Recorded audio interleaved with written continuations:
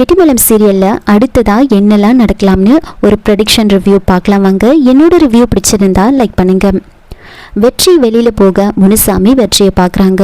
முனுசாமி வெற்றியை மிரட்டுறாங்க. என் பொண்ணுக்கு நீ பெரிய துரோகத்தை பண்ணிட்ட. என் பொண்ணு அவ்வளோ கஷ்டப்படுறா. கண்டிப்பாக உங்கள் யாரையும் நான் நிம்மதியாகவே இருக்க விட மாட்டேன்.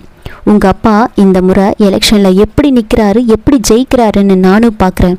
கண்டிப்பாக முன்னாடி விட ரொம்பவே அசிங்கப்பட்டு உங்கள் அப்பா பயங்கரமாக தோற்று போக போகிறாரு. அதை நீ பார்க்க தான் போகிற அப்படின்னு சொல்ல, அதுக்கு வெற்றி தப்பு பண்ணது நான். என்ன தண்டனையாக இருந்தாலும் அதை எனக்கு கொடுங்க. ஏன் எங்கள் அப்பாவை தண்டிக்கணும்னு நினைக்கிறீங்க?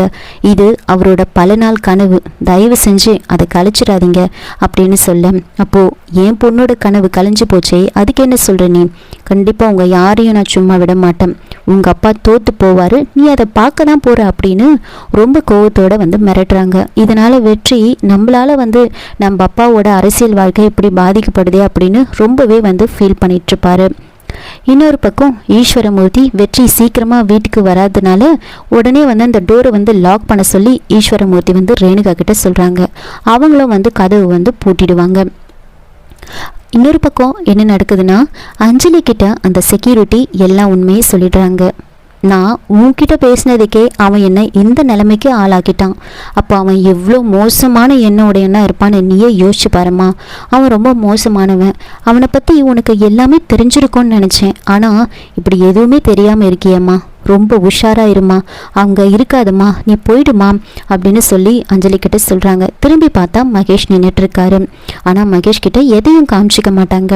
வீட்டுக்கு போனதுமே செக்யூரிட்டி பார்த்த விஷயத்த சொல்கிறாங்க. ஆனால் அவர் சொன்ன விஷயத்த மட்டும் மகேஷ் கிட்ட சொல்ல மாட்டாங்க. அடுத்த நாள் நேரடியாக அஞ்சலியே மகேஷ் வீட்டெல்லாம் சுத்தம் பண்ணிட்டு இருக்கிறத பார்த்ததுமே அவங்களோட சந்தேகம் இன்னும் அதிகமாகுது. இவரை பற்றி நாம் தெரிஞ்சுக்கணும் அப்படின்னு எப்படி தெரிஞ்சுக்க முடியும் யோசிச்சுக்கிட்டு நேராக அந்த ஆர்ஃபனேஜுக்கு போகிறாங்க. அந்த ஃபாதரை பார்க்குறாங்க.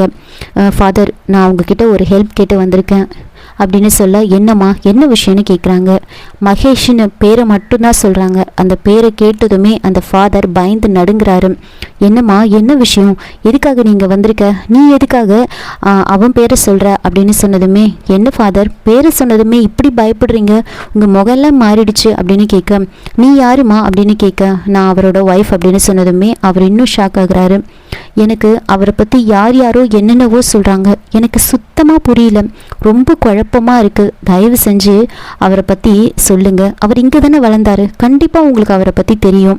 எனக்கு தயவு செஞ்சு சொல்லுங்கன்னு சொல்ல, அதெல்லாம் என்னால் சொல்ல முடியாதுமா, தயவு செஞ்சு இங்கேருந்து போயிடு, என்னால் எதுவும் சொல்ல முடியாது அப்படின்னு சொல்கிறாங்க. உடனே அஞ்சலி ரொம்ப கெஞ்சி கேட்குறாங்க.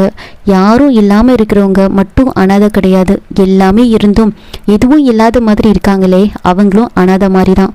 இப்போது அந்த இடத்துல தான் நானும் இருக்கேன். தயவு செஞ்சு சொல்லுங்க, அவரை பற்றி சொல்லுங்க எனக்கு அப்படின்னு கெஞ்சி கேட்க, ஃபாதர் அவரை பற்றி சொல்கிறாங்க. மகேஷோட தாத்தா தான் இந்த ஆசிரமத்தை நடத்திட்டு வந்தார். அதுக்கப்புறமா மகேஷோட அம்மா ஒருத்தரை லவ் பண்ணி கல்யாணம் பண்ணிக்கிட்டு ஓடி போயிட்டாங்க. அவங்க அப்பாவோட விருப்பத்தை மீறி கல்யாணம் பண்ணிக்கிட்டாங்க. கொஞ்ச நாள் அவர் கூட இருந்துட்டு அவர் கூட ஏதோ ஒரு சண்டை வந்ததுனால அவர் விட்டு பிரிஞ்சு மகேஷை கூட்டிகிட்டு திரும்பவும் அவங்க அப்பா கிட்டே வந்துட்டாங்க. ஆனால் அவங்க அப்பாவுக்கு இதில் பயங்கர கோவம்.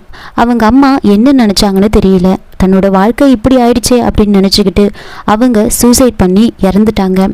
இதெல்லாம் எனக்கு நானாக நேரில் பார்க்கல. இதெல்லாம் அவங்க அப்பா சொல்லி தான், மகேஷோட தாத்தா சொல்லி தான் எனக்கே தெரியும் அப்படின்னு சொல்கிறாங்க.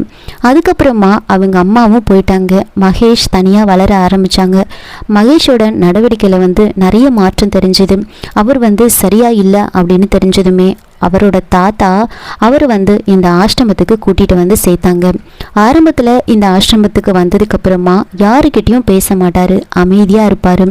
அதுக்கப்புறமா கொஞ்சம் கொஞ்சமாக ஃப்ரெண்ட்ஸோட சேர்ந்து நல்லா பேசி விளையாட ஆரம்பித்தார். மகேஷ் கொஞ்சம் கொஞ்சமாக மாறிட்டு தான் நினச்சிக்கிட்டு அவரோட தாத்தா மகேஷை கூட்டிகிட்டு திரும்பவும் அவங்க வீட்டுக்கே மகேஷை கூட்டிகிட்டு போயிட்டாரு அப்படின்னு சொல்லிட்டு இருக்காங்க. இதோட இந்த ரிவ்யூ முடியுது. என்னோட ரிவ்யூ பிடிச்சிருந்தா லைக் பண்ணுங்கள், மறக்காமல் சப்ஸ்கிரைப் பண்ணுங்கள். தேங்க்யூ.